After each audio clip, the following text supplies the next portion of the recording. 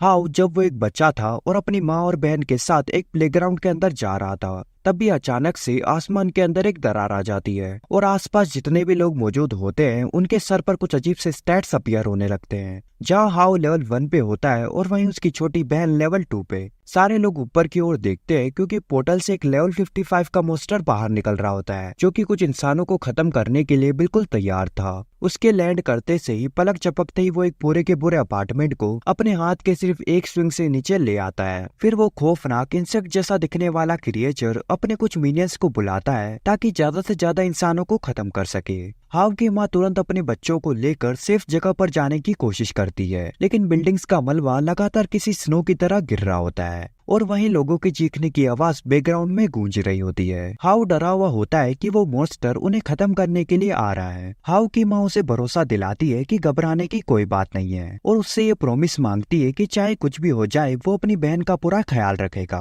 वो उसे अपनी आंखें बंद करने और बहादुर बनने को कहती है क्योंकि वो उन्हें प्रोटेक्ट करने वाली है। जिसके बाद वो औरत छुपना छोड़कर बाहर आती है और अपने फाइटिंग कॉस्ट्यूम में ट्रांसफॉर्म हो जाती है, जिससे वो मॉन्स्टर उसे एक गॉडेस कहकर बुलाता है और उसे यकीन नहीं होता कि वो इस प्लेनेट पर है। हालांकि हाउ की माँ बहुत अच्छी फाइट दे रही थी, लेकिन उसे पता होता है कि उसका करंट लेवल काफी नहीं है डीमन को हराने के लिए। खासकर इस बात को ध्यान में रखते हुए कि मॉन्स्टर का लक्ष्य उससे किसी आइटम को कलेक्ट करना था, जिसे सील ऑफ डिवाइन इंटरवेंशन के नाम से जाना जाता है। वो अपने आसपास देखती है कि उसे कोई प्लान बनाना होगा ताकि वो अपने बच्चों की रक्षा कर सके, इसलिए वो उस आइटम को डीमन के सामने शो करती है और आसमान की तरफ उड़ने लगती है। क्रिएचर उस जासे में फंस जाता है और पागलों की तरह उसका पीछा करने लगता है, लेकिन इस तरह उसे जीवन का सबसे बड़ा झटका मिलता है जब वो देखता है कि उसने एक बॉम्ब तैयार कर लिया है। हम देखते हैं कि इस समय हाउ अपनी आंखें खोल लेता है ताकि उस सेक्रीफाइस को देख सके जो कि उनकी माँ ने उन्हें बचाने के लिए किया है। हाउ अपनी माँ के लिए चिल्लाता है जहाँ वो अपने बच्चों को एक आखिरी बार देखती है, आंखों में आंसू लिए हुए। एक्सप्लोजन इतना ज्यादा भयानक होता है कि वो सिटी के बीचों बीच एक बहुत बड़ा गड्ढा बना देता है, लेकिन उसने पहले ही एक प्रोटेक्टिव बैरियर अपने बच्चों के आसपास कास्ट कर दिया था ताकि उन्हें उसकी चपेट में आने से रोक सके।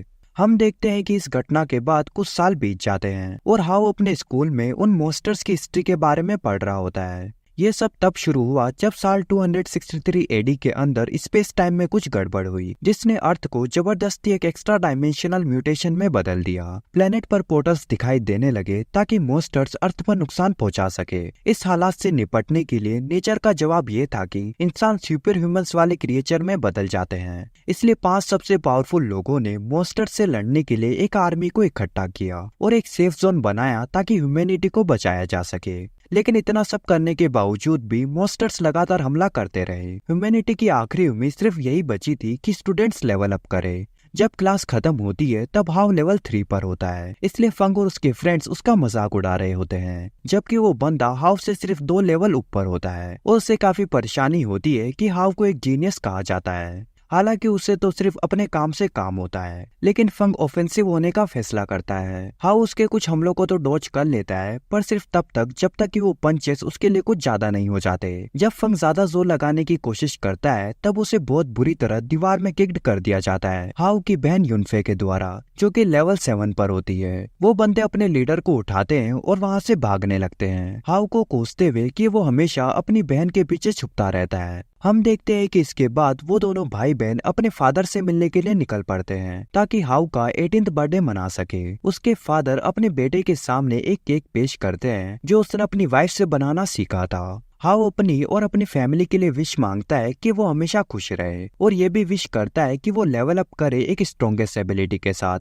तभी हम देखते हैं कि अचानक से पूरी जगह एकदम वाइट हो जाती है जैसे किसी ने फ्लैश मारा हो, लेकिन सच्चाई इससे काफी बुरी होती है क्योंकि एक लेवल 12 मॉन्स्टर ने उन पे हमला कर दिया था। हालांकि स्पेशल पुलिस उस पे ओपन फायर करती है, लेकिन उनकी सारी बुलेट्स बाउंस्ड ऑफ हो जाती है। मॉन्स्टर ने लोगों को मारना शुरू कर दिया था जब तक कि उसने हाउ और उसकी फैमिली को पत्थर के पीछे से निकलते हुए देखा। उसके फादर छुपना चाहते थे, लेकिन तब तक बहुत देर हो चुकी थी, इसलिए वो अपने बेटे को ऑर्डर देते हैं कि वो यहाँ से अपनी बहन के साथ भाग जाए। जिसके बाद वो आदमी फाइट के लिए सामने आता है जो कि लेवल 9 सुपर ह्यूमन होता है, लेकिन बदकिस्मती से वो काफी कमजोर होता है उस क्रिएचर को कोई भी नुकसान पहुँचाने के लिए। यहाँ तक कि वो उसे कंक्रीट ब्लॉक के अंदर दे मारता है, जिससे वो आगे की फाइट करने की हालत में नहीं होता। युनफे काफी गुस्सा होती है अपने फादर को इस हालत में देखकर, इसलिए वो अपनी एक मैजिकल बो को समन करती है अटैक करने के लिए, पर डीमन उसे आसानी से ब्लॉक कर लेता है और आगे बढ़ने से पहले उसे पूरी तरह फाइट से बाहर कर देता है। हाउ सिर्फ वहाँ खड़े होके नहीं देख सकता था, इसलिए वो आगे होने वाले हमले को ब्लॉक कर देता है और इससे पहले अपनी बहन को उनके फादर के साथ एस्केप करने के लिए कहता है। हालांकि वो अपने भाई को सपोर्ट करना चाहती थी, पर उसे पता था कि उसके पास भागने के अलावा और कोई रास्ता नहीं है। इस दौरान मोस्टर उसकी इंसल्ट करता है कि एक लेवल 3 उसके सामने खड़ा होने की कोशिश कर रहा है, इसलिए वो उसके सीने में आर पार बुरी तरह एक छेद कर देता है और उसके बाद थोड़ा पास आता है ताकि उस लड़की से निपट सके। हालांकि हाउ में अभी भी कुछ जान बची होती है, इसलिए वो अपनी सारी ताकत को उस मोस्टर को रोकने में लगा देता है, पर उसकी कोशिश के बदले वो उड़ते हुए नीचे गिर जाता है।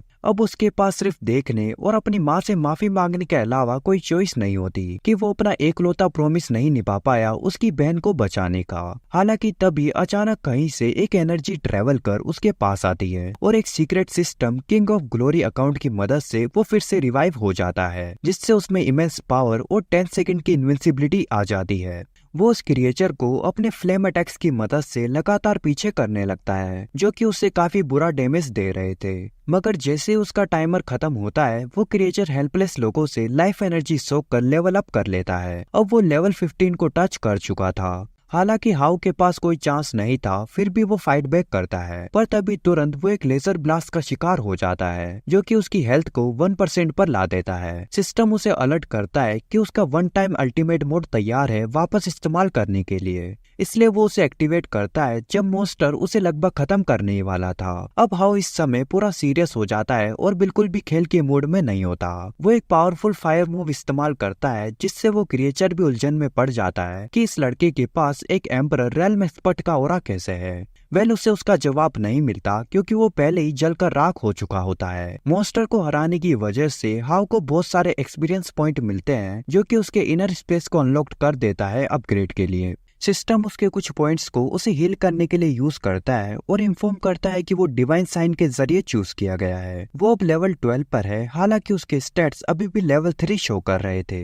जब कभी भी वो अपने गेंड एक्सपीरियंस पॉइंट्स का इस्तेमाल करके सिस्टम से जुड़ता था, तो इससे उसे लेवल बढ़ने में मदद मिलती थी।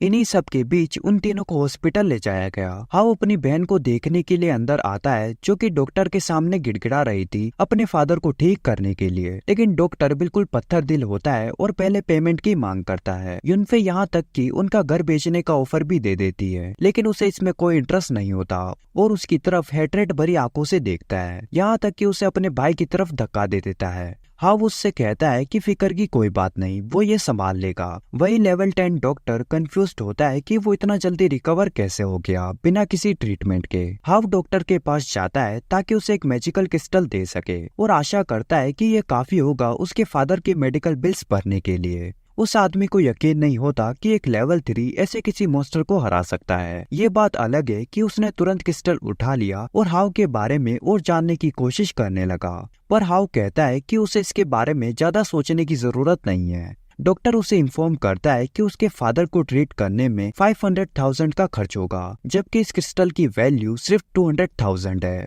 हाउ 3 दिन का समय मांगता है, लेकिन वो लालची डॉक्टर सिर्फ 1 दिन का समय ही देता है बाकी पैसों का इंतजाम करने के लिए, वरना उनके फादर का ट्रीटमेंट शुरू नहीं होगा। युनफे काफी परेशान होती है कि इतने कम समय में वो इतना अमाउंट कैसे इकट्ठा करेंगे। हालांकि हाउ के पास एक प्लान होता है पैसे जमा करने का, कैंपस डंजन कंपटीशन को जीतकर, जो कि अगले दिन ही होने वाला था। उसने सुना था कि जीतने वाले को जो प्राइज मिलेगा वो काफी बड़ा होगा। युनफे काफी एक्साइटेड होती है और खुद भी पार्टिसिपेट करने का फैसला करती है, पर वो कहता है कि उसे आराम करने की जरूरत है क्योंकि वो अभी पूरी तरह से रिकवर नहीं हुई। जब वो दोनों बात कर रहे थे, तभी वो शातिर डॉक्टर उन्हें सुन रहा होता है और किसी से कांटेक्ट कर उन्हें अलर्ट करता है हाउ के अजीब बर्ताव के बारे में। हम देखते हैं कि कंपटीशन का दिन आ चुका होता है और स्टूडेंट्स इकट्ठा हो रखे होते हैं अनाउंसमेंट को सुनने के लिए। प्रिंसिपल जो कि लेवल 11 होता है काफी खुश था उन्हें इस साल के विनर का प्राइज मनी बताने के लिए, जो कि 1 मिलियन रहने वाला है, थैंक्स टू हानवो ग्रुप जिन्होंने इवेंट को स्पॉन्सर किया था। हम देखते हैं कि उस ऑर्गेनाइजेशन की सबसे बड़ी बेटी केरमो वहां पर मौजूद होती है टैलेंट की तलाश में। वो लेवल 20 पर थी और उसे उम्मीद होती है कि 1 या 2 स्टूडेंट्स ऐसे होंगे जिन्हें वो शामिल कर सके। वो एक ऐसे लोगों का ग्रुप है जो मॉन्स्टर्स को हराने और डंजन को एक्सप्लोर कर कीमती आइटम्स और ट्रेजर को इकट्ठा करते हैं।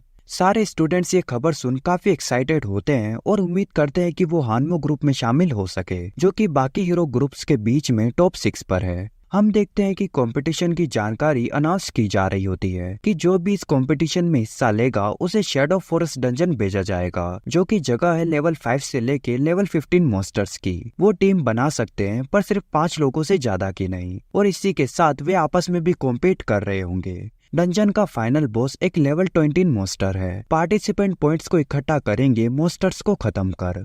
एक स्टूडेंट ये पॉइंट आउट करता है कि एक दूसरे के खिलाफ कॉम्पीट करना उन्हें आपस में भी मारने पर मजबूर कर सकता है, जो कि उससे कुछ ज्यादा ही लगता है। केरमो उन्हें बता दिए कि यही जिंदगी की सच्चाई है, सिर्फ ताकतवर को ही जीने का हक है। वो पोर्टल ओपन करती है जो कि कंपटीशन को शुरू कर देता है, और हाउ पहला बंदा होता है जो अकेले ही उसमें एंटर करता है बिना किसी हिचकिचाहट के, जो कि सभी स्टूडेंट्स को हैरान कर देता है। ऐसा लगता है जैसे केरमो को पहले से ही पता था कि हाव ने पिछले दिन उसके सामने आए मॉन्स्टर को हरा दिया था। वो काफी क्यूरियस होती है कि आगे क्या होगा। फंग ये देख गुस्से में उसका पीछा करता है। उसे उम्मीद होती है कि शायद मॉन्स्टर्स हाव को बुरी तरह पीट रहे होंगे। वही हाव दूसरी तरफ पहले ही कुछ कमजोर मॉन्स्टर्स को हराकर पॉइंट्स इकट्ठा कर चुका होता है, लेकिन उसे और ज्यादा पॉइंट्स चाहिए थे, इसलिए वो स्ट्रॉन्ग क्रिएचर्स की तलाश में निकल पड़ता है। वो कुछ स्पाइडर ग्रुप का पीछा करता है जो अपने बॉस के पास लौट रहे होते हैं। तभी अचानक एक मदद की चीख उसका ध्यान भटका देती है। वो उस आवाज को फॉलो करता है जहाँ टीन हवा में लटकी हुई कुछ रेड मैजिकल वेव्स में फंसी होती है। उसके सारे साथी उसे छोड़कर भाग चुके होते हैं। टीन उससे वादा करती है कि अगर वो उसे बचा ले तो फ्यूचर में वो उसके साथ टीम अप कर उसके काम आ सकती है। हाव उसे शांत रहने को कहता है और फिर अपने फायर मैजिक की मदद से वेब्स को जला देता है। जैसे ही टीन नीचे गिरने वाली होती है, हाव उसे पकड़ने के लिए आगे बढ़ता है, लेकिन तभी वो एक ट्रैप पर गलती से पैर रख देता है, जिसकी वजह से वो और टीन दोनों फंस जाते हैं। उसी वक्त एक लेवल 16 स्पाइडर मॉन्स्टर वहाँ अपीयर होता है, जो अपने शिकार को निगलने के लिए तैयार था। हाव और टीन सिर्फ स्पाइडर वेब में ही नहीं फंसे होते, बल्कि एक दूसरे से भी बंधे होते हैं। हाव दोनों को वेब से फ्री करता है, उसे फायर से जलाकर, जिसके बाद वो अपने दांतों की मदद से उनके बंधन को भी तोड़ने लगता है। लेकिन स्पाइडर बॉस इतनी आसानी से उन्हें भागने नहीं देता। वो तुरंत उन पर एक के बाद एक अटैक्स करना शुरू कर देता है और यहीं से असली फाइट शुरू होती है। दोनों बड़ी मुश्किल से उसके अटैक्स को टालते हैं और साथ साथ सिल्क को भी कमजोर करने लगते हैं। इसी मौके का फायदा उठाकर हाव पूरी ताकत से जाल को चीर देता है और एक जोरदार पंच के साथ स्पाइडर को फेंक देता है। ये सब देखकर टीन उसकी स्ट्रेंथ से काफी शॉक्ड हो जाती है, लेकिन इससे स्पाइडर बिल्कुल भी खुश नहीं होता। वो दोबारा खड़ा होता है और लगातार अपने मूव्स स्पैम करना शुरू कर देता है। अब जब हाव की स्पीड और एजिलिटी लगभग 10 गुना बढ़ चुकी होती है, तो वो अब आसानी से उसके हर अटैक्स को डॉज कर लेता है। बीच बीच में जो भी छोटे मोटे स्पाइडर्स उसके रास्ते में आ रहे होते हैं, वो उन सबको भी खत्म कर देता है। लेकिन तभी मॉन्स्टर मौका देख हाव को एक टाइट सिल्क में फंसा लेता है। हालांकि हाव इजीली उसे जलाते हुए बाहर आता है और तुरंत एक एपिक फाइनल फायर स्लैश मारता है, जिससे सीधा वो क्रिएचर खत्म हो जाता है। मॉन्स्टर को हराने के बाद हाव को काफी सारे पॉइंट्स मिलते हैं और सिस्टम स्पाइडर से ड्रॉप हुए फैंग को अपग्रेड करके एक वेपन में बदल देता है, जिससे 3 बार यूज किया जा सकता है। इसके बाद हाव टीन को अपने साथ चलने की इजाजत दे देता है, लेकिन सिर्फ एक शर्त पर कि वो उसका सीक्रेट किसी को नहीं बताए। टीन उससे कहती है कि सिर्फ इसलिए उसकी एबिलिटीज को अंडर एस्टिमेट ना करे क्योंकि वो फाइटिंग में कमजोर है, क्योंकि उसकी असली स्पेशलिटी लोगों को हील करना है। डंजन के एक और हिस्से में वो बंदे जिन्होंने टीन को अकेला छोड़ दिया था,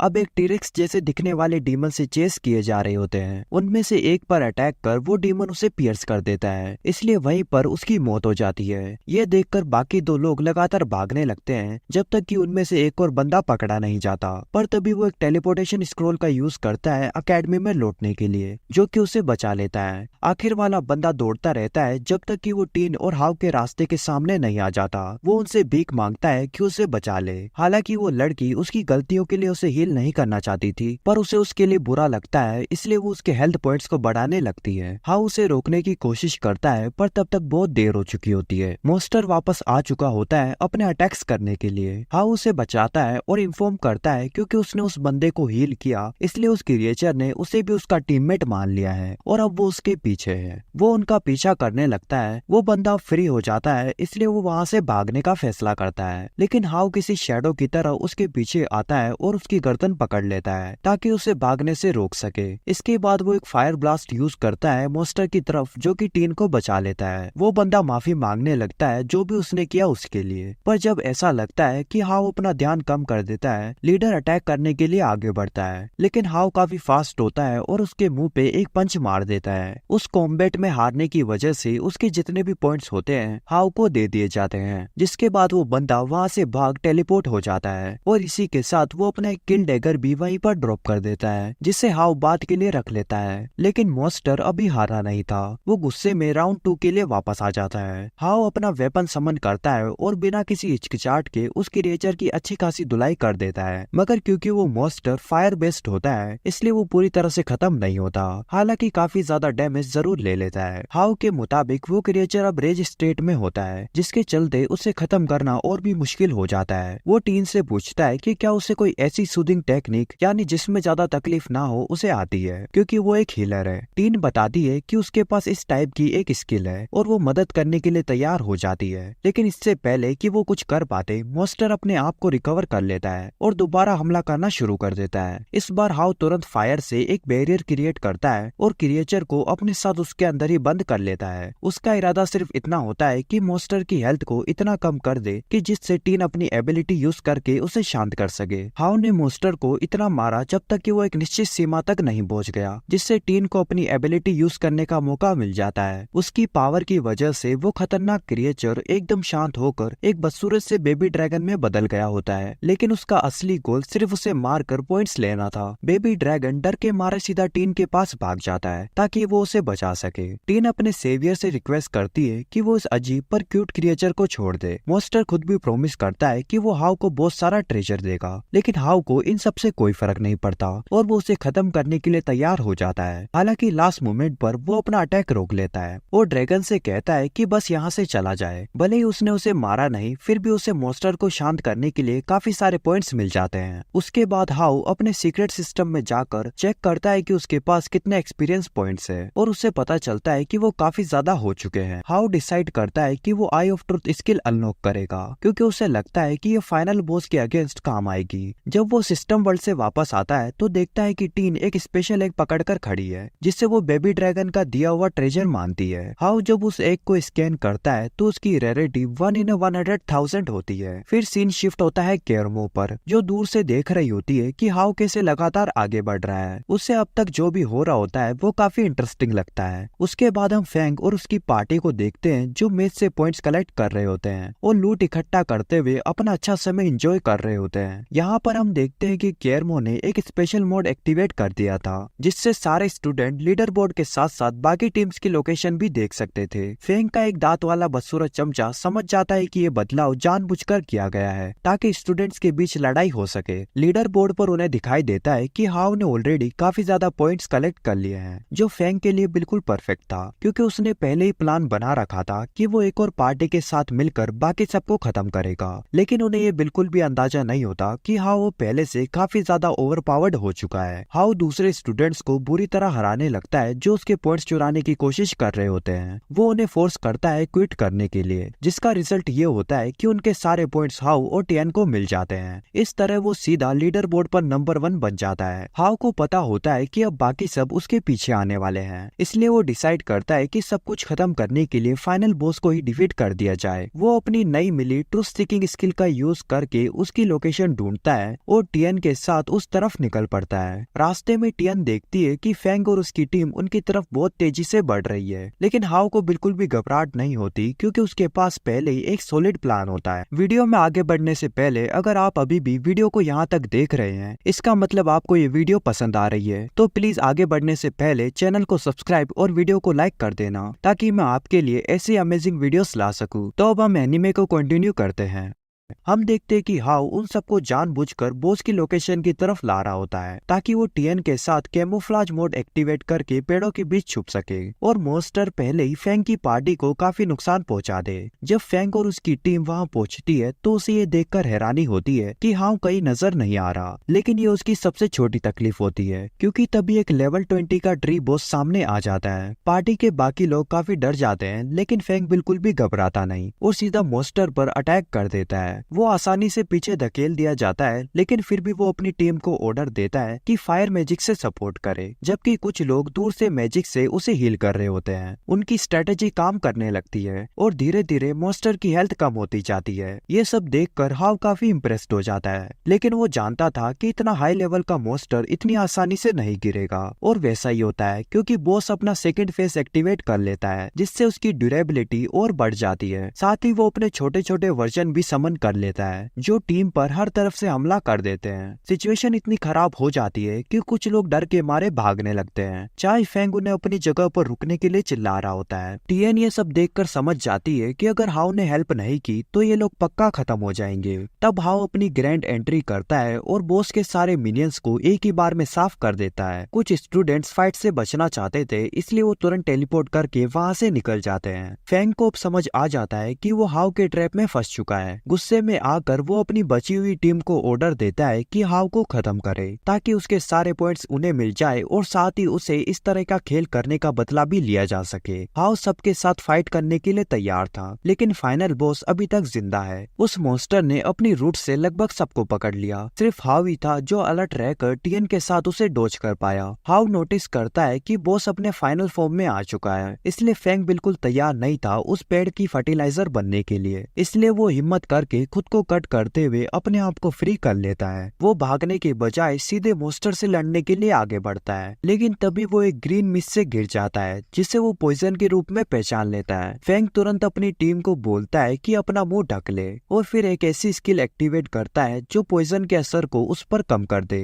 खुशकिस्मती से उन सब के लिए हाउ वहाँ पर मौजूद होता है। वो अपनी पावर से उस पॉइजन मिस्ट को हटा देता है और बाकी लोगों से कहता है कि अगर वो मरना नहीं चाहते तो तुरंत टेलीपोर्ट करके वहाँ से निकल जाए। आखिर में वहाँ पर सिर्फ हाउ, फेंग और टियन बचते हैं, लेकिन साफ होता है कि उनमें से बॉस को सच में सिर्फ हाउ ही हरा सकता है। यहाँ पर हम देखते हैं कि बॉस ने अपनी पूरी ताकत हाउ पर लगा दी होती है, लेकिन ये बात अलग है कि उसका एक भी अटैक उसे टच नहीं कर पाता। हाउ हर मूव को इजीली डॉज करता है और फिर एक पावरफुल फिनिशिंग ब्लॉक के साथ मॉन्स्टर को कम्प्लीटली डिस्ट्रॉय कर देता है। जैसे ही टास्क पूरा होता है एक पोर्टल ओपन हो जाता है जिनके जरिए उन्हें वापस जाना होता है। हाउ को तब हैरानी होती है जब एक अनाउंसमेंट की जाती है कि सिर्फ 3 लोग, जिसमें वो खुद भी शामिल है, अभी तक सरवाइव कर पाए हैं। उसे लगा था कि उसके वार्निंग के बाद सब लोग पहले ही निकल चुके होंगे। तभी फेंग वहाँ आकर उसका सामना करता है और पूछता है कि उसने खुद को वीक क्यों दिखाया जब वो असल में इतना स्ट्रॉन्ग था। फेंग इस सच्चाई को मान नहीं पाता और गुस्से में हाउ पर अटैक कर देता है, लेकिन हाउ उसका अटैक इजीली ब्लॉक कर लेता है और उसे फोर्स करके टेलीपोर्ट करवा देता है। हम देखते हैं कि मॉन्स्टर से एक ग्रीन क्रिस्टल ड्रॉप होता है जिसे हाउ उठाकर टियन को दे देता है क्योंकि उसे लगता है कि वो उसे ज्यादा अच्छे से यूज कर पाएगी। टियन थैंक यू कहने वाली होती है कि तभी जमीन हिलने लगती है और पोर्टल बहुत तेजी से क्लोज होने लगता है। घबराहट में टियन का पैर फिसल जाता है और वो गिर जाती है, जिससे उनका एस्केप करने का समय और भी कम हो जाता है। हाउ के पास और कोई ऑप्शन नहीं होता, इसलिए वो उसे जोर से पोर्टल के अंदर फेंक देता है। लकीली हाउ के पास एक पोर्टल स्क्रोल होता है जिसका यूज करके वो खुद को भी बचा लेता है। जब वो वापस स्कूल पहुंचता है तो देखकर शॉक हो जाता है क्योंकि पूरी जगह ऐसी लग रही होती है जैसे यहाँ कोई जंग हो चुकी हो। हर तरफ तबाही मच रखी होती है। हाउ तुरंत स्टेल्थ मोड में चला जाता है और छुप जाता है जब वो 2 गार्ड्स को आते हुए महसूस करता है। शुरू में उसे नहीं पता होता कि ये कौन है, लेकिन सिस्टम उसकी हेल्प करता है और बताता है कि ये ब्लैक टाइगर मर्सनरी ग्रुप के मेंबर्स हैं जो केरमो की फैमिली के दुश्मन होते हैं। ग्रुप का लीडर पहले सेफ जोन में था, लेकिन जब उसने बिना वजह मासूम लोगों को मारना शुरू कर दिया तो उसे वहाँ से बाहर कर दिया गया। अब ये लोग कई स्टूडेंट्स को किडनैप कर चुके होते हैं और यहाँ तक कि केरमो को भी होस्टेज बना रखा होता है। टियन भी उन्हीं लोगों में से एक होती है जो पकड़ी जा चुकी थी। टियन को उनके कैप्टन के पास ले जाया जाता है जो काफी बड़ा क्रीप होता है और उसके साथ गंदी हरकतें करने वाला होता है, लेकिन टियन हिम्मत दिखाकर उसके हाथ को काट लेती है। इस पर वो गुस्सा हो जाता है और जोर से उसके चेहरे पर हाथ मार देता है जिससे वो सीधा जमीन पर गिर जाती है। वो यही नहीं रुकता बल्कि उसे लात मारता है और लगातार थप्पड़ मारते रहता है। फेंग वहाँ बंधा हुआ होता है, लेकिन वो और बर्दाश्त नहीं कर पाता। गुस्से से भरा हुआ वो खड़ा होता है और उस आदमी की तरफ दौड़ता है। अपनी पूरी ताकत के साथ वो उस क्रीप को टियन से दूर धक्का दे देता है, लेकिन वो आदमी लेवल 13 का होता है, जो तुरंत उठता है और फेंग को एक जोरदार पंच मारकर पीछे धकेल देता है। उसके बाद वो अपनी गन निकालकर फेंग पर पॉइंट कर देता है। फेंग समझ जाता है कि शायद अब उसका अंत आ गया है। यहाँ पर हम देखते हैं कि अचानक उस आदमी को अपनी पीठ में एक बहुत तेज दर्द महसूस होता है और पता चलता है कि ये हाव है, जिसने उसके अंदर स्पाइडर फेंग वेपन घुसा दिया होता है। इसी के साथ हाव बाकी वहाँ मौजूद गार्ड्स को भी आसानी से टेक डाउन कर देता है। उसके बाद हाव फेंग को फ्री करता है जब टियन उसे बताती है कि फेंग ने उसकी जान बचाई थी। हाव उसे वही वेपन दे देता है और हौसला बढ़ाता है कि वो खुद उस क्रीप को फिनिश करे। हाव साफ बोलता है कि अगर उसने उसे आज नहीं मारा तो यह आदमी बाद में वापस आकर जरूर उसे ही खत्म कर देगा। फेंग एक सेकंड भी हिचकिचाता नहीं और सीधा उस आदमी को मार देता है। जैसे ही वो उसे किल करता है, उसका लेवल सीधा 6 से बढ़कर 10 हो जाता है। फेंग वेपन वापस करने के लिए हाव के पास आता है, लेकिन हाव उससे कहता है कि वो वेपन अपने पास ही रखे। ये बर्ताव देखकर वो बुली काफी ग्रेटफुल होता है और वो फैसला करता है कि अब वो हाव का अंडरलिंग यानी साथी बनकर रहेगा।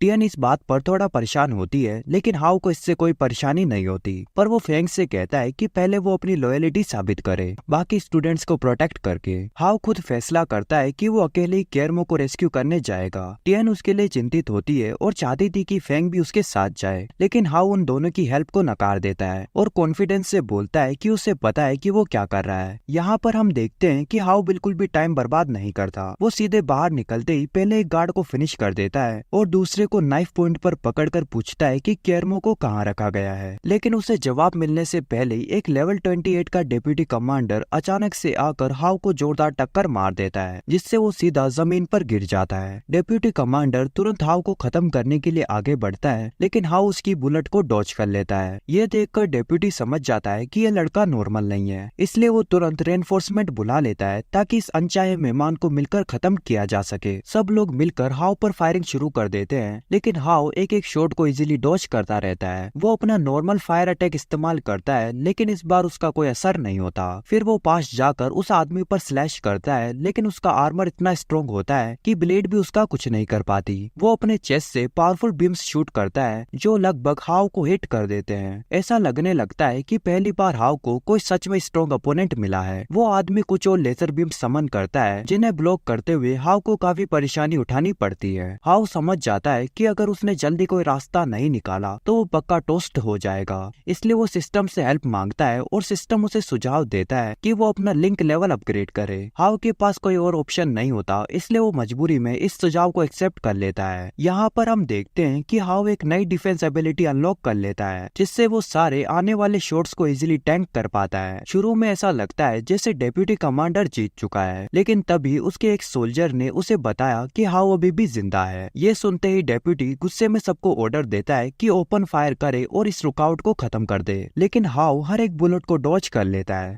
वो पहले सारे वीक सोल्जर्स को एलिमिनेट करता है और फिर अपनी नई एक्सप्लोजन टेक्निक यूज करके डेप्यूटी पर अटैक करता है। पहले कुछ भी खास होता हुआ नहीं दिखता, लेकिन धीरे धीरे उसका high tech suit intense heat की वजह से पिघलने लगता है, बिल्कुल किसी चॉकलेट की तरह। कुछ ही सेकंड्स में वो आदमी सिर्फ अपने कच्छे में रह जाता है। उसके बाद हाव उसे बुरी तरह कुछ पंचेस मारकर फाइनली एक जोरदार किक से वो सीधा एक पेड़ से जा टकराता है। डेप्यूटी अपनी जान की भीख मांगने लगता है और यहाँ तक ऑफर करता है कि वो हाव को एक ट्रेजर की भी दे देगा। जब हाव वो की यूज करके ट्रेजर खोलता है तो उसके अंदर काफी सारे वैल्यूएबल आइटम्स होते हैं। हाव सिस्टम से रिक्वेस्ट करता है कि लगभग सारे आइटम्स को एक्सपीरियंस पॉइंट्स में बदल दिया जाए, क्योंकि वो जानता है कि केरमो की लोकेशन पर बाकी एनिमीज से लड़ने के लिए उसे वो लेवल अप करना पड़ेगा। तब सिस्टम हाव को दो ऑप्शंस देता है कि वो या तो और सपोर्ट स्किल्स अनलॉक करे या फिर एक नया अकाउंट अनलॉक करे, जिससे उसे बिल्कुल नए और पावरफुल एबिलिटीज मिल सकती है। यहाँ पर हम देखते हैं कि सिस्टम इस तरह से काम करता है कि हाव को मल्टीपल थीम्ड अकाउंट्स का एक्सेस मिल सकता है। सबसे पहले उसने क्रिम्सन एम्परर का अकाउंट अनलॉक किया था, जिससे उसे अपनी सारी फायर पावर्स के साथ साथ एक स्पेशल स्वॉर्ड भी मिल जाती है। जब हाव ने देखा कि नया अकाउंट अनलॉक करने से उसकी पावर्स और बूस्ट हो सकती है, तो वो एक और अकाउंट अनलॉक कर लेता है। इस बार उसे क्रेजी मोस का अकाउंट मिलता है, जो एक डिफरेंट डायमेंशन का जीनियस पर मेड साइंटिस्ट होता है। ये इतना पावरफुल था कि इसने अपनी ही दुनिया को डिस्ट्रॉय कर दिया था। हाव सोच रहा होता है कि जैसे वो इस इस अकाउंट को एक्टिवेट करेगा उसे कोई सुपर अमेजिंग पावर मिलेगी, लेकिन उसकी जगह सिर्फ एक एआई रोबोट समन होता है, जिससे वो पहले तो बिल्कुल खुश नहीं होता, लेकिन वो रोबोट जो मोस की क्रिएशन होता है उसे अपने मास्टर की सारी एबिलिटीज एक्सप्लेन करता है। रोबोट बताता है कि मोस सिर्फ इंजीनियरिंग और ब्लैक स्मिथिंग का एक्सपर्ट नहीं था,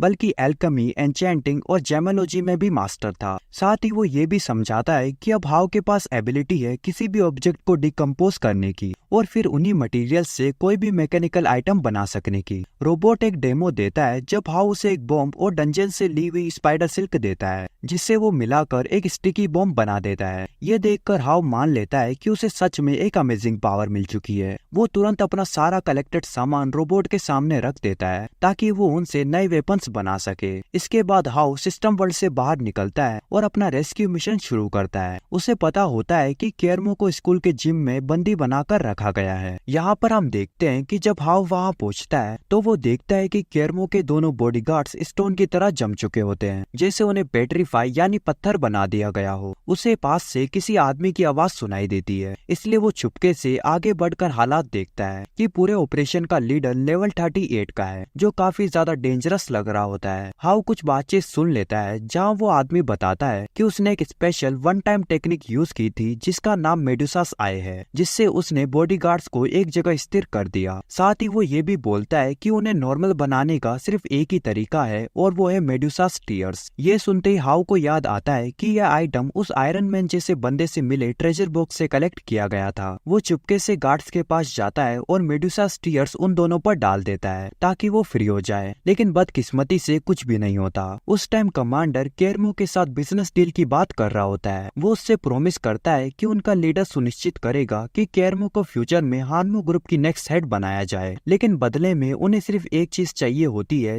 जो है सेफ जोन का डिप्लॉयमेंट मैप। केरमो इस बात से बिल्कुल नहीं डरती और सीधा मना कर देती है। वो मेंटली तैयार होती है कि अगर जरूरत पड़ी तो वो मरने के लिए भी तैयार है, लेकिन बिल्कुल लास्ट मोमेंट पर हाउ एंट्री लेता है और उसे बचा लेता है जब वो आदमी उसका प्रोटेक्टिव बैरियर तोड़ने ही वाला होता है। यहाँ पर हम देखते हैं कि केरमो हाउ को ऑफर करती है कि अगर वो उसे बिना एक भी स्क्रैच के सेफ रख पाता है तो वो 1 मिलियन के साथ एक्स्ट्रा 10 मिलियन और दे देगी। हाउ तुरंत हमला शुरू करता है और एक पावरफुल फायर अटैक यूज करता है ताकि उन दोनों को भागने का मौका मिल जाए, लेकिन ये अटैक कमांडर पर बिल्कुल भी असर नहीं करता। वो आसानी से उसे टाल देता है और तुरंत हाउ को जोर से लात मारकर दूर फेंक देता है, लेकिन हाउ हार नहीं मानता। वो अपनी शील्ड और स्वॉर्ड के साथ वापस आता है और केरमो को प्रोटेक्ट करते हुए सोल्जर के साथ सीधे क्लैश करता है। दोनों के बीच भयानक वेपन फाइट शुरू हो जाती है, लेकिन जल्दी ही हाउ को समझ आ जाता है कि वो इस लेवल के दुश्मन के सामने टिक ही नहीं सकता। एक ही अटैक में कमांडर हाउ की लगभग 20% हेल्थ खींच लेता है और उसे फिर से हवा में उछाल देता है। ये देखकर केरमो समझ जाती है कि हाउ के पास कोई चांस नहीं है, इसलिए वो उससे बोलती है कि वो भाग जाए और अपनी जान बचा ले, लेकिन हाउ मना कर देता है क्योंकि उसे ये पैसे अपने फादर को बचाने के लिए चाहिए थे। इसलिए वो फैसला करता है कि अब उसके पास सिर्फ एक ही ऑप्शन है कि या तो सरवाइव करे या यही मर जाए। वो अपना स्टिकी बॉम्ब यूज करता है इस उम्मीद के साथ कि शायद कुछ बड़ा डैमेज हो जाए। बॉम्ब थोड़ी देर के लिए कमांडर को रोक जरूर देता है और उसकी थोड़ी सी हेल्थ भी कम हो जाती है, लेकिन वो इजीली उसे तोड़कर बाहर निकल आता है। वो फिर से हाउ पर अटैक करता है जिसे हाउ अपनी शील्ड से ब्लॉक करता है, लेकिन पावर इतनी ज्यादा होती है कि वो फिर भी लगभग गिर ही जाता है। तब हाउ को समझ आ जाता है कि इस फाइट को जीतने का सिर्फ एक ही तरीका है, अपनी ताकत से नहीं बल्कि अपने दिमाग से। लकीली उस टाइम रोबोट एक नया वेपन कंप्लीट कर चुका होता है जिसे हाउ बिना समय गवाए समन करता है, जो कि एक गैटलिंग गन होती है, जिससे वो कमांडर को डिस्ट्रैक्ट करता है। इसी डिस्ट्रैक्शन का फायदा उठाकर हाउ पीछे से एक 1 हिट किल डैगर से उस पर अटैक करता है, लेकिन कमांडर भी इतनी आसानी से हारने वाला नहीं होता।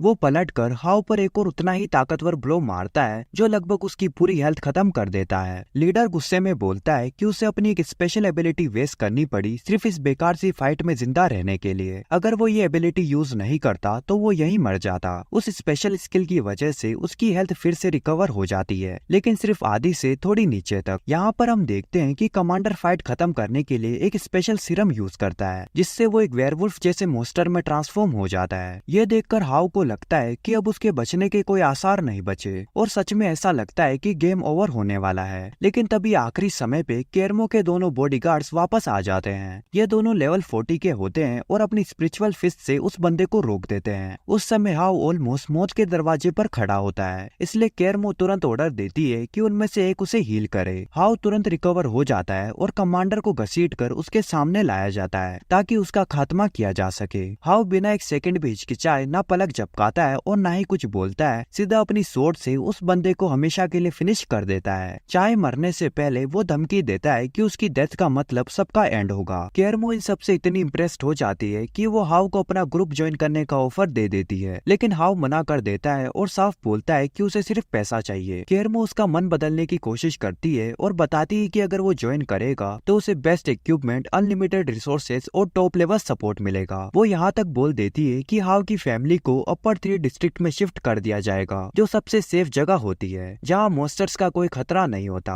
हाउ अभी तुरंत हाँ नहीं बोलता, लेकिन वो केरमो से एक ब्लैक कार्ड ले लेता है। उस ब्लैक कार्ड की वजह से हाउ के फादर को VIP रूम में शिफ्ट कर दिया जाता है। उन्हें ट्रीटमेंट के लिए एक पैसा भी पे नहीं करना पड़ता, क्योंकि हॉस्पिटल ही खुद हानमो ग्रुप का होता है। हेड डॉक्टर खुद आकर उनका हालचाल पूछता है और पहले जो उनके साथ बुरा बर्ताव हुआ था उसके लिए माफी भी मांगता है। यहाँ पर हम देखते हैं कि हेड डॉक्टर नर्सेस को ऑर्डर देता है कि तुरंत पेशेंट के लिए सबसे बेस्ट एंटीडोट लेकर आए। यूनफे को यह जानने की उत्सुकता होती है कि हाउ को ब्लैक कार्ड क्यों मिला, तो वो मजाक मजाक में सोचती है कि शायद उसने केरमो को रिस्क कर लिया होगा, लेकिन हाउ तुरंत उसकी सोच को पहले ही रोक देता है और उसे सच बता देता है। तभी दोनों नर्सेस घबराई हुई भागते हुए आती है और डॉक्टर को बताती है कि वोल्ट में रखी सारी जितनी भी टॉप लेवल मेडिसिन थी चोरी हो चुकी है। हाउ ये सब सुन लेता है और तुरंत अपना AI रोबोट समन करता है, जिसे सिर्फ वही देख सकता था। वो रोबोट से पूछता है कि क्या वो उसके फादर के लिए मेडिसिन बना सकता है, लेकिन रोबोट मना कर देता है और बताता है कि अभी हाउ का लिंक लेवल मोस के साथ काफी लो है और उसने उसे अपग्रेड नहीं किया, इसलिए वो इतना एडवांस मेडिसिन क्रिएट नहीं कर सकता। इतना बोलकर रोबोट वहाँ से चला जाता है। नर्सेस बताती है कि चोरी के बारे में कोई सबूत नहीं मिला है, बस एक मैसेज छोड़ा गया था जिसमें लिखा था बीस्ट कोड। डॉक्टर एक्सप्लेन करता है कि जो बाकी मेडिसिन उनके पास है वो सिर्फ सिम्टम्स को कंट्रोल कर सकती है, लेकिन असली प्रॉब्लम को क्योर नहीं कर सकती। इसका सिर्फ अब एक ही तरीका है कि जब चोर इस एंटीडोट को ब्लैक मार्केट में बेचने की कोशिश करे तब उसे वहाँ से वापस सीज किया जाए। ये सुनकर हाउ अपनी बहन यूनफे के साथ सेलर से मिलने के लिए निकल पड़ता है। रास्ते में यूनफे को पता चलता है कि हाउ ने ही केरमो को बचाया था और इसी वजह से उसे ब्लैक कार्ड भी मिला था। दोनों आखिरकार मीटिंग की जगह को ढूंढ लेते हैं, लेकिन जब वहाँ पहुँचते हैं तो वहाँ कोई भी नजर नहीं आता। तब यूनफे एक बॉक्स देखती है और ये सोचकर उसे खोलने जाती है कि शायद इसी के अंदर एंटीडोट हो। यहाँ पर हम देखते हैं कि हाउ टाइम पर यूनफे को सावधान नहीं कर पाता और उसकी एक छोटी सी गलती का रिजल्ट ये होता है कि दोनों अलग अलग पॉइजनस बैरियर्स के अंदर ट्रैप हो जाते हैं, जिन्हें वो तोड़ नहीं पाते। शुरू में हाउ को लगता है कि ये कोई बड़ी बात नहीं है क्योंकि उसके पास सिस्टम है, लेकिन जैसे ही वो उसे ओपन करता है सिस्टम उसे वार्निंग देता है कि पॉइजन की वजह से उनका कनेक्शन टूटने वाला है और कुछ ही देर में सिस्टम पूरी तरह बंद हो जाएगा। सिस्टम साफ बोलता है कि अगर हाउ ने खुद को इस हालात से बाहर नहीं निकाला तो वो वापस ऑनलाइन नहीं आ पाएगा। इस समय पर हाउ बिल्कुल पावरलेस हो जाता है, जैसे वो फिर से वही नॉर्मल इंसान बन गया हो। तभी उसे एक आवाज सुनाई देती है और पता चलता है कि ये सब करने वाला कोई और नहीं बल्कि वही करप्ट लेवल 10 डॉक्टर होता है। वो बताता है कि उसने ये पॉइजन खासकर हाउ को पकड़ने के लिए ही बनाया था। उसका असली प्लान ये होता है कि हाउ को बीस्ट गॉड के पास ले जाए। लेकिन तभी सीन में एक नई एंट्री होती है, एक लड़की की जिसका नाम सीयू होता है, जो कि डॉक्टर को किक मार बैरियर को ब्लास्ट करके तोड़ देती है, जिसकी वजह से हाउ और यूनफे दोनों बच जाते हैं। जब हाउ अपनी बहन को संभाल रहा होता है तभी वो डॉक्टर बिना पीछे देखे भागने लगता है। हाउ और सीयू उसका पीछा करते हैं, लेकिन हैरानी से वो डॉक्टर इतना तेज भाग रहा होता है कि दोनों के ही हाथ नहीं आता। हाउ अभी सिस्टम से मदद नहीं ले सकता था, इसलिए वो किसी भी स्पेशल पावर का यूज नहीं कर पाता। हालांकि फिर भी वो अपनी मार्शल स्किल्स का यूज करके कुछ क्रेजी लेवल पार्कोर करता है। बिल्डिंग्स और वॉल पर जंप लगाते हुए हाउ सीधे डॉक्टर के आगे पहुंच जाता है, पर तभी वो डॉक्टर एक अजीब से डिवाइस का इस्तेमाल करके गायब हो जाता है। सीयू इस डिवाइस पर लगा हुआ लोगो देखकर पहचान लेती है कि ये ह्यूएंगशुएंग ग्रुप का है। इसी बीच हाउ के दिल में एक बुरा एहसास होता है कि शायद यूनफे खतरे में है। वो तुरंत पलटकर वापस अपनी बहन की तरफ भागने लगता है। हाउ को ये देखकर झटका लगता है कि यूनफे को बंदी बनाकर रखा गया है। सिस्टम अभी तक डाउन होने की वजह से वो कुछ भी नहीं कर पाता और बस खामोशी से ये सब होता हुआ देखता रहता है। उसके सामने ही उसकी बहन धीरे धीरे खत्म होने वाली होती होती है। तभी अचानक एक अनजान लड़का जिसका नाम एंशिएंट होता है फिल्मी एंट्री करता है और हवा में उड़ते हुए डॉक्टर के चेहरे पर दोनों पैरों से किक मारता है। यूनफे उसे पहचान लेती है और बताती है कि वो उनके स्कूल का सीनियर है जिसे एक जीनियस माना जाता है, लेकिन एंशिएंट काफी हम्बल होता है और वो ये तारीफ करने से मना कर देता है। इस बार हाउ पूरा ध्यान रखता है कि वो डॉक्टर भाग ना पाए। वो पहले एंटीडोट ले लेता है और फिर उस डॉक्टर को अपना पंचिंग बैग बना देता है, लेकिन डॉक्टर की किस्मत अच्छी होती है क्योंकि उसकी एक साथी वहाँ पहुँच जाती है। वो माइंड कंट्रोलिंग स्पेल का इस्तेमाल करती है जिससे दोनों कुछ देर के लिए अपना कंट्रोल खो देते हैं। वो औरत बिना वक्त गवाए हाउ को उठाती है और वहाँ से निकलने ही वाली होती है। तभी डॉक्टर को होश आ जाता है और वो जाकर एंटीडोट लाने की कोशिश करता है। उसी मोमेंट पर सिस्टम और पॉइंट्स यूज करता है जिसकी वजह से हाउ खुद को कंट्रोल से आजाद कर लेता है इससे पहले कि मेडिसिन ली जाती। वही औरत दोबारा हाउ को रोकने की कोशिश करती है, लेकिन इस बार ये काम नहीं करता। हाउ उस पर हमला करता है, लेकिन वो एक सांप समन करते हुए उसका ध्यान भटका देती है और मौके का फायदा उठाकर गायब हो जाती है। अब वो यूजलेस डॉक्टर डरा हुआ होता है और अपनी जान बख्शने के लिए भीख मांगने लगता है। वो एक अजीब सा सीरम निकालता है और खुद को इंजेक्ट कर लेता है। हाउ उसके सीने को चीर देता है, लेकिन तब तक सीरम का असर शुरू हो चुका होता है। डॉक्टर धीरे धीरे एक बड़े मोस्टर में बदलने लगता है और फिर वहाँ से गायब हो जाता है ताकि फ्यूचर में फिर से लड़ सके। बाद में सीयू हाउ को एक प्राइवेट ऑक्शन के बारे में बताती है जो आने वाली शाम को होने वाला था। हाउ नहीं चाहता था कि उसकी बहन उसके साथ जाए, इसलिए वो उसके लिए एक टैक्सी बुलाकर उसे घर भेज देता है। इस दौरान हाउ को ये भी समझ आ जाता है कि सीयू का कनेक्शन केरमो से है क्योंकि वो बिल्कुल सही वक्त पर उनकी मदद के लिए वहाँ पहुंची थी। हाउ उसका शुक्रिया करता है। तब सीयू उससे ये पूछती है कि क्या वो एंशिएंट को जानता है, क्योंकि लग रहा था कि और भी पार्टीज उस लड़के में इंटरेस्ट ले रही है। हाउ मना कर देता है और बोलता है कि वो एंशिएंट को पर्सनली नहीं जानता,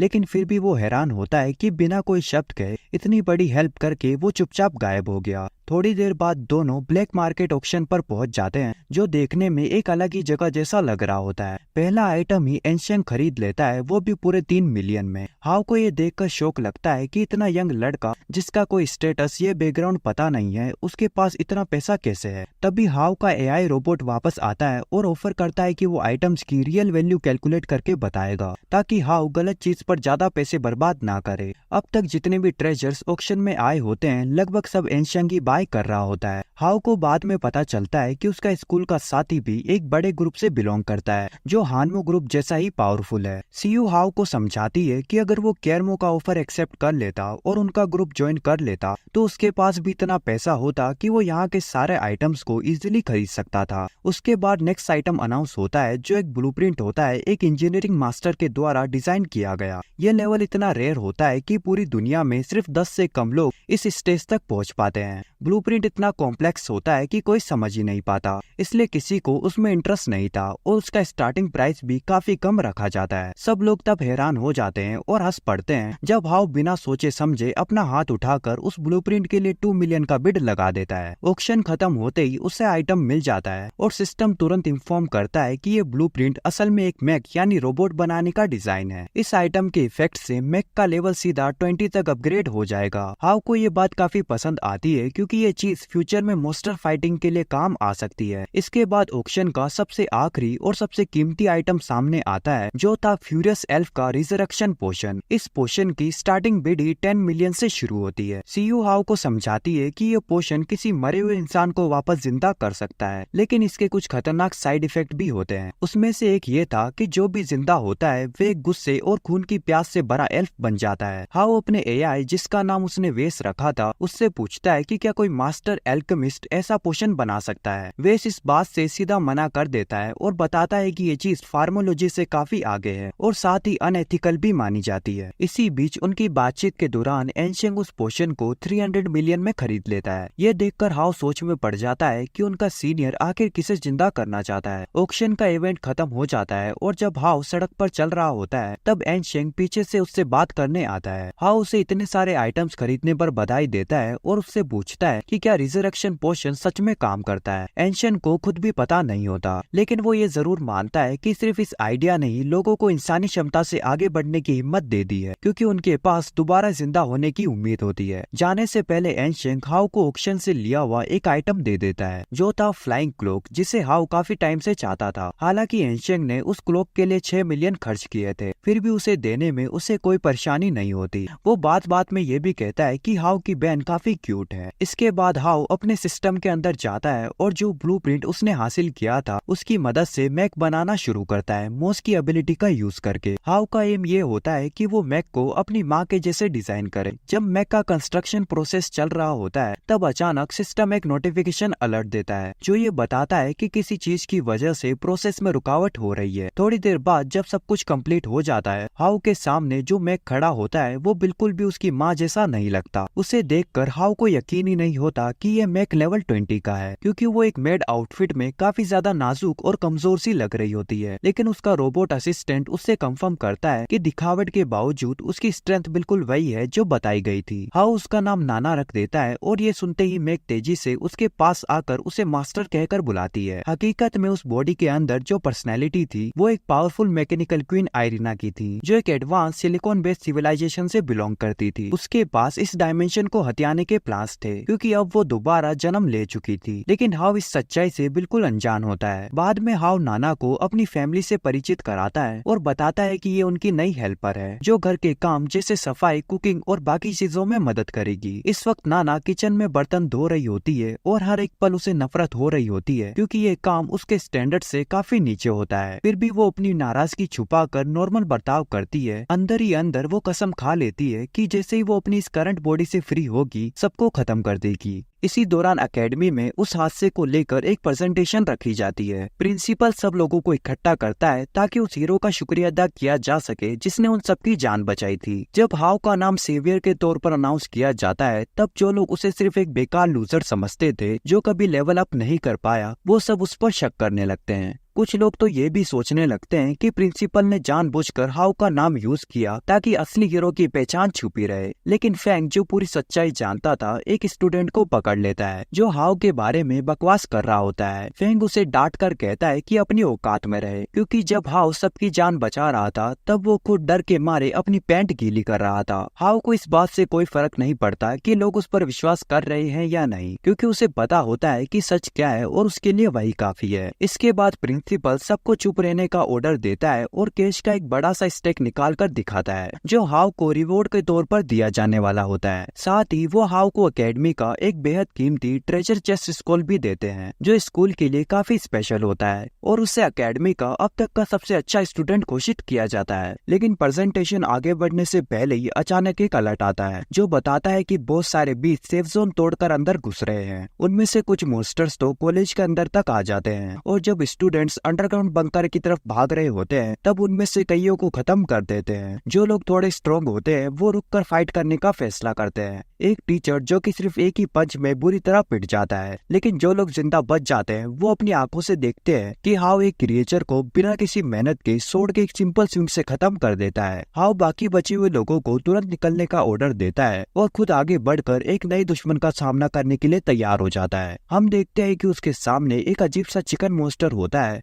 हाउ के पीछे फैंग और टियन भी साथ खड़े होते हैं ताकि उस चिकन मॉन्स्टर से लड़ने में उसकी मदद कर सके। हाउ उन दोनों को होशियार रहने को कहता है और आसपास ही रहने का इंस्ट्रक्शन देता है क्योंकि आगे आने वाले सभी मॉन्स्टर्स लेवल 50 या उससे भी ज्यादा के हो सकते हैं। हाउ इस सिचुएशन को एक परफेक्ट मौका समझता है जिसमें फैंग और टियन दोनों लेवल अप कर सकते थे। उसका प्लान ये होता है कि वो मॉन्स्टर की हेल्थ को इतनी कम कर दे ताकि आखिरी ब्लो फैंग या टियन दे सके और उन्हें एक्सपीरियंस पॉइंट्स मिल जाए। सबसे पहला टेस्ट सब्जेक्ट बनता है वो चिकन, जिसे आखिर में टियन फिनिश करती है। इसके कुछ देर बाद जब तीनों बाहर निकलते हैं तब उन्हें एहसास होता है कि हालात और भी ज्यादा खराब हो चुके हैं क्योंकि पूरा शहर ही अटैक के नीचे आ चुका होता है। हाउ के दिमाग में तुरंत अपनी फैमिली का ख्याल आता है, लेकिन उसके पास ज्यादा सोचने का समय नहीं होता क्योंकि तभी वो और उसकी टीम मॉन्स्टर से घिर चुके होते हैं। मॉन्स्टर ये सोचकर अटैक कर देते हैं कि सामने खड़ा इंसान कमजोर होगा, लेकिन हाउ उनके अटैक्स को आसानी से ब्लॉक कर लेता है और एक ही मूव में उन्हें लगभग खत्म कर देता है। इसी बीच फैंग और टियन को मौका मिल जाता है उन मॉन्स्टर्स को एक फिनिशिंग ब्लो से खत्म करने का। ट्रायो साथ मिलकर अपना काम कर रहे होते हैं जबकि पास ही खड़े दो स्टूडेंट्स ये सब कुछ देखकर हैरान हो रहे होते हैं कि कैसे हाउ अपने अंडरलिंग्स को इतनी आसानी से लेवल अप करवा रहा है। ये देख वो दोनों उससे रिक्वेस्ट करते हैं कि उन्हें भी साथ फाइट करने दे, लेकिन हाउ बिना रुके उनके पास से निकल जाता है और सुझाव देता है कि जल्दी से अंडरग्राउंड शेल्टर में चले जाए। टियन देखती है कि हाउ का चेहरा काफी सीरियस लग रहा होता है तो वो उससे पूछती है कि वो इतना टेंशन में क्यों है। हाउ उसे बताता है कि मॉन्स्टर का लेवल धीरे धीरे और ज्यादा बढ़ता जा रहा है और उसे खुद भी नहीं पता कि अगर और पावरफुल मॉन्स्टर्स टेलीपोर्ट होते हैं तो क्या कोई उन सबको बचा पाएगा या नहीं। साथ ही वो अपने फैमिली के बारे में भी सोच रहा होता है, क्योंकि अगर लेवल 20 से भी ज्यादा पावरफुल मॉन्स्टर आ गया तो नाना भी उसे संभाल नहीं पाएगी। इसी वक्त वहीं दूसरी तरफ नाना घर पर विंडो साफ कर रही होती है। तभी उसकी नजर आसमान में उड़ते हुए एक वैसे ही डीमन पर पड़ती है जो बिल्कुल उसी मॉन्स्टर जैसा लग रहा होता है जिसने कभी हाउ की माँ को मारा था। हाउ को अभी तक पूरे हालात का अंदाजा नहीं होता, इसलिए वो फैंग और टियन के साथ मॉन्स्टर्स को मारना जारी रखता है। इस लगातार फाइटिंग का फायदा ये होता है कि फैंग लेवल 15 तक पहुंच जाता है, जबकि टियन लेवल 13 हासिल कर लेती है। अब जब दोनों काफी हद तक स्ट्रॉन्ग हो चुके होते हैं तो हाउ उन्हें अलग अलग होने का ऑर्डर देता है। ये सुनते ही फैंग और टियन के बीच बहस शुरू हो जाती है कि कौन अपने मास्टर के साथ रहेगा। हाउ उन दोनों को तुरंत चुप रहने को कहता है और स्ट्रिक्टली इंस्ट्रक्शंस फॉलो करने का ऑर्डर देता है। उसके बाद वो अपनी आई ऑफ ट्रूथ एबिलिटी का यूज करके नेक्स्ट लोकेशन पिन पॉइंट करता है। हाउ दोनों को कमांड देता है कि पहले कुछ फंसे हुए स्टूडेंट्स को बचाए और फिर उसके बाद बिना टाइम वेस्ट किए अंडरग्राउंड शेल्टर में चले जाए। हम देखते हैं कि हाउ फैसला करता है कि वो टीचर डिपार्टमेंट की तरफ जाएगा ताकि वहाँ फंसे हुए लोगों को बचा सके।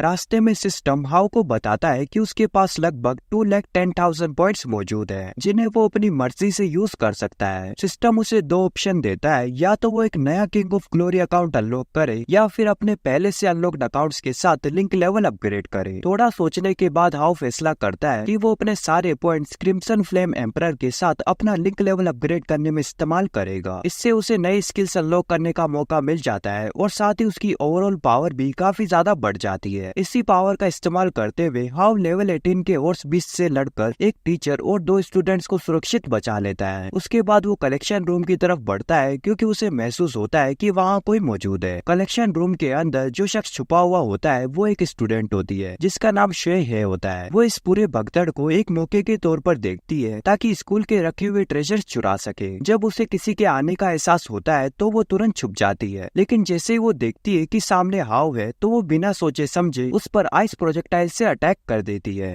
जिससे हाउ आसानी से डॉज कर देता है। हाउ को समझ नहीं आता कि जब बाकी सब अपनी जान बचाने के लिए भाग रहे हैं तब ये लड़की यहाँ क्या कर रही है। श्वे है उसे अपने काम से काम रखने को कहती है और जब हाउ बोलता है कि वो यहाँ लोगों की मदद करने आया है तो वो इस बात पर गुस्सा हो जाती है। गुस्से में आकर वो उस पर और भी आइस अटैक्स करने लगती है। अब हाउ को शक होने लगता है कि कहीं इस बीस्ट अटैक के पीछे इसी का हाथ तो नहीं। वो ये भी समझ जाता है कि श्वे है अपना असली लेवल छुपा रही है क्योंकि वो दिखने से काफी ज्यादा स्ट्रॉन्ग लग रही होती है। वो साफ मना कर देती है कि उसका इन सब चीजों से कोई लेना देना नहीं है और धीरे धीरे दोनों फाइट के लिए तैयार हो जाते हैं। तभी अचानक एक लेवल 45 का बहुत बड़ा गोरिल्ला वहाँ पर गिरता है और उन दोनों के बीच की सिचुएशन को तोड़ देता है और शेह को जमीन पर गिरा देता है। क्रिएचर उसे खाने के लिए आगे बढ़ता है, लेकिन बिल्कुल सही समय पर हाउ उसकी जान बचा लेता है। श्वेय उसे बचाने के लिए शुक्रिया कहती है, लेकिन साथ ही हाउ को वार्न करती है कि वो यहाँ से भाग जाए क्योंकि उसके हिसाब से हाउ इस मॉन्स्टर के सामने बहुत कमजोर है। हाउ उसे शांति से बताता है कि वो भी अपनी असली स्ट्रेंथ छुपा रहा था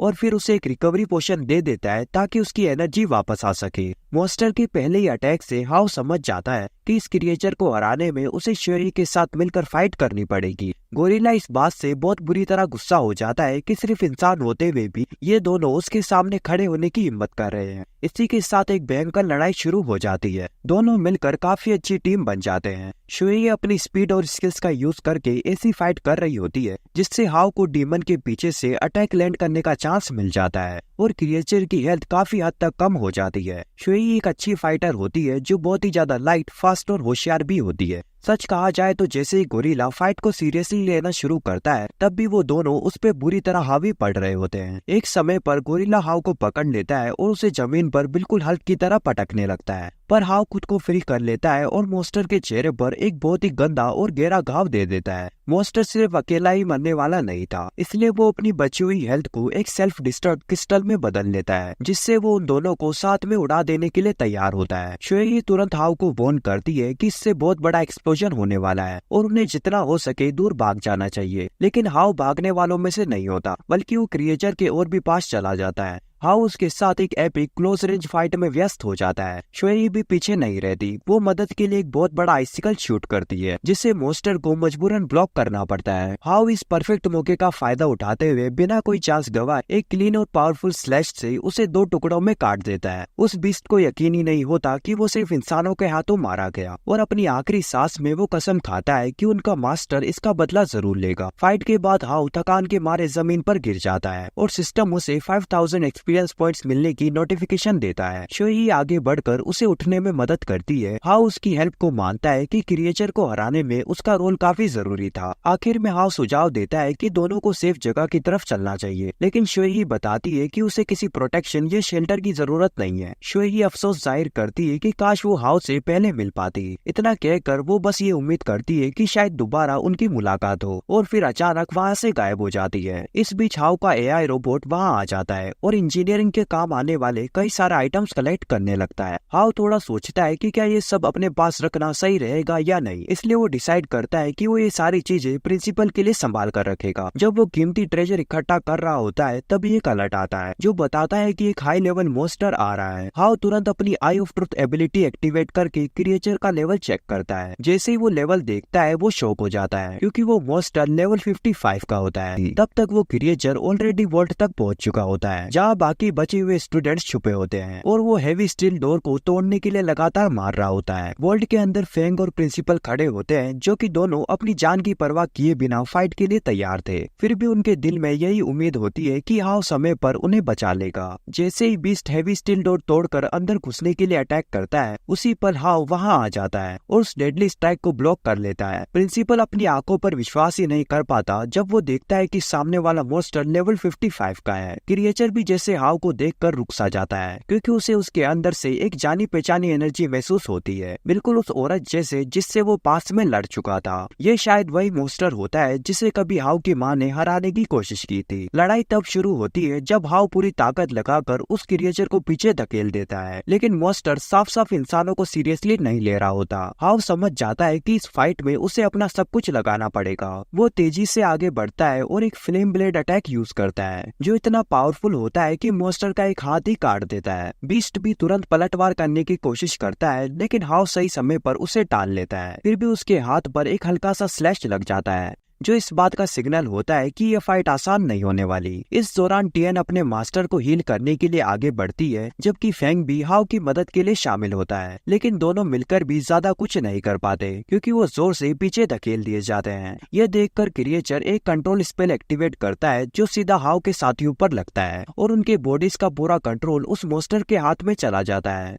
हाउ तुरंत अपने एआई रोबोट से पूछता है कि क्या कोई ऐसा आइटम बनाया जा सकता है जो इस कंट्रोल को तोड़ सके। एआई बताता है कि ये मुमकिन है लेकिन इसका उपाय बनाने में थोड़ा समय लगेगा। कंट्रोल की वजह से टियन मजबूरी में खड़ी होती है और मॉन्स्टर के कटे हुए हाथ को पूरी तरह हील कर देती है जिससे उसका वो हाथ दोबारा आ जाता है। उसके बाद फेंग भी बिना कंट्रोल के अपने ही मास्टर पर हमला करना शुरू कर देता है। इस मौके का फायदा उठाकर वो इंसेक्ट डीमन हाउ पर एक पावरफुल हिट मारता है। हाउ को समझ आ जाता है कि उसे सिर्फ जिंदा रहना है जब तक एआई एंटी कंट्रोल डिवाइस बनाकर तैयार नहीं कर देता। समय निकालने के लिए हाउ एक मशीन गन समन करता है जिससे डीमन का ध्यान थोड़ी देर के लिए भटक जाता है। साथ ही वो अपनी पूरी कोशिश से फेंग के अटैक्स को टालते रहता है। फेंग इमोशनल हो जाता है और बोलता है कि वो जिस लेवल की स्ट्रेंथ तक पहुंच पाया है वो सिर्फ हाउ की वजह से है। वो अपने मास्टर से कहता है कि वो खुद ही उसे खत्म कर दे, लेकिन हाउ किसी भी हाल में अपने दोस्त को नुकसान पहुंचाने से मना कर देता है। डीमन उन दोनों के बीच के इस इमोशनल पल को बहुत ही फालतू मानता है और फैंग को ही खत्म करने के लिए आगे बढ़ता है। हाउ तुरंत बीच में आकर उस अटैक को ब्लॉक कर लेता है, लेकिन इस वजह से वो ओपन हो जाता है और फैंग उसे क्रिटिकल ब्लो मार देता है जो वो अपनी मर्जी के खिलाफ करता है। हाउ तुरंत एक फायर स्पेल इस्तेमाल कर डीमन को पीछे कर देता है, लेकिन कंट्रोल के अंडर आई टीन उसे तुरंत हील कर देती है। तभी एआई रोबोट हाउ को इन्फॉर्म करता है कि एंटी कंट्रोल आइटम आखिरकार तैयार हो चुका है। हाउ बिना देर किए उस आइटम का यूज करता है और फैंग और टियन को कंट्रोल से फ्री कर देता है। क्रिएचर को समझ ही नहीं आता कि हाउ ने उन्हें कैसे आजाद कर लिया। गुस्से में आकर वो कई सारे बीस्ट समन करता है। फैंग उनमें से कुछ को संभाल लेता है, लेकिन जैसे ही हालात और खराब होते हैं टियन तुरंत हाउ को हील करती है, जिससे वो दोबारा खड़ा होकर बाकी लोगों को को मॉन्स्टर से प्रोटेक्ट कर पाता है, लेकिन इसकी वजह से हाउ की काफी ज्यादा एनर्जी खत्म हो जाती है। इस मौके का फायदा उठाकर लेवल 55 मॉन्स्टर आगे बढ़ता है और हाउ को ड्रीम गैस से पॉइजन कर देता है। इसके बाद वो उसे सीधा पेट के जरिए पियर्स कर देता है और साथ ही उसकी एनर्जी खींचने की भी कोशिश करता है ताकि आखिर में उसे पूरी तरह खत्म कर सके।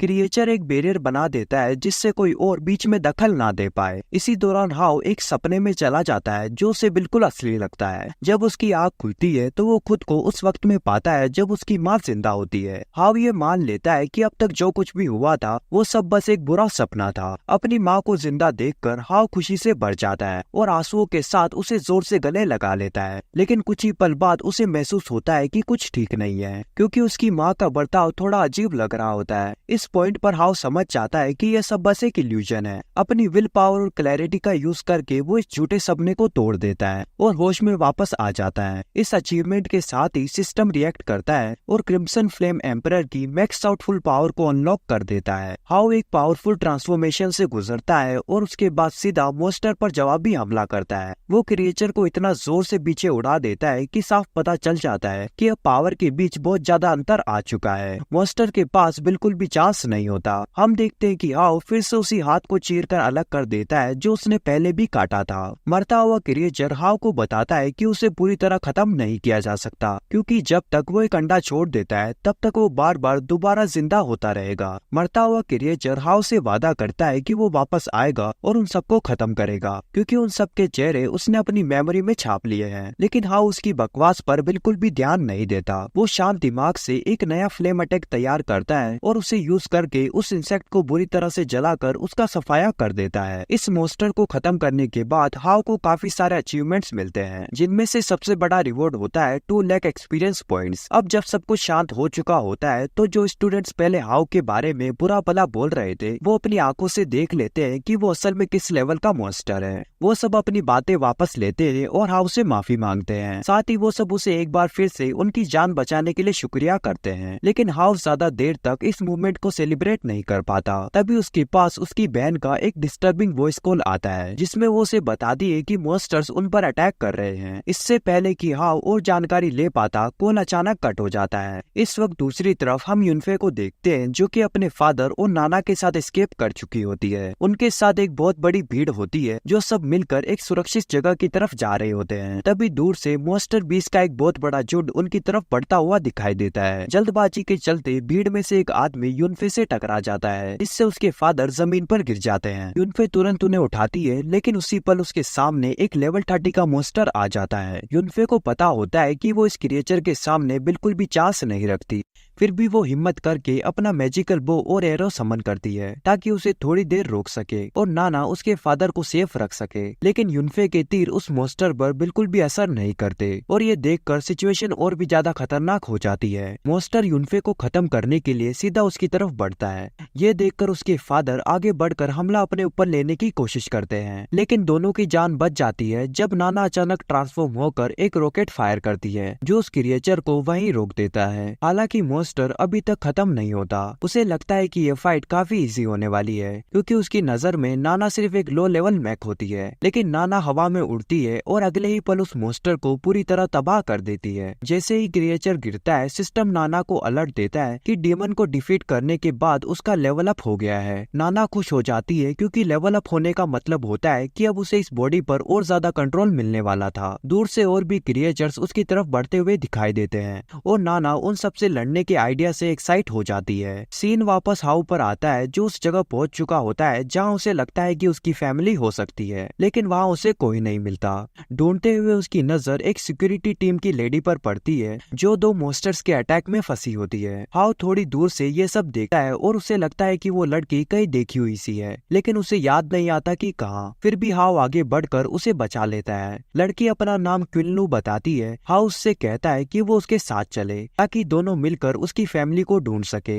लेकिन तभी उनके सामने एक लेवल 30 का मॉन्स्टर आ गिरता है और हाउ तुरंत उससे फाइट में लग जाता है। क्विनलू थोड़ी दूर खड़ी ये सब देख रही होती है और उसके चेहरे पर एक इविल स्माइल होती है क्योंकि वो अपने मन में सोचती है कि हाउ की पावर हासिल करना कितना अमेजिंग अमेजिंग होगा। जैसे ही हाउ मॉन्स्टर को फिनिश करता है, उसे पीछे से एक जोर का अटैक लगता है। जब वो पलट कर देखता है कि उस पर यह हमला किसने किया, तब वो हैरान हो जाता है। वो कोई और नहीं बल्कि वही लड़की होती है जिसे उसने अभी बचाया था। क्विनलू अपने आप को वही सिरिंज इंजेक्ट कर चुकी होती है जो पहले उस डॉक्टर ने यूज की थी। उसकी बॉडी एक स्नेक बीस्ट में बदल जाती है और उसका लेवल सीधा 58 तक पहुंच जाता है। तब सच सामने आता है कि डॉक्टर को बचाने की कोशिश करने वाली वही थी। वो हाउ को बताती है कि जो चीज उसने इंजेक्ट की है वो किसी बीस्ट गॉड का ब्लेसिंग था। उसका असली एम यही होता है कि वो हाउ को अपने मास्टर के लिए सेक्रीफाइस के तौर पर ले जाए। क्विनलू बिना रुके हाउ पर अटैक करना शुरू कर देती है, लेकिन हाउ उसके हर एक वार को टाल लेता है। इसके बाद वो उसे एक इल्यूजन के अंदर फंसा देती है, जहाँ वो हाउ को समझाने की कोशिश करती है कि अगर वो उनके साथ ज्वाइन कर ले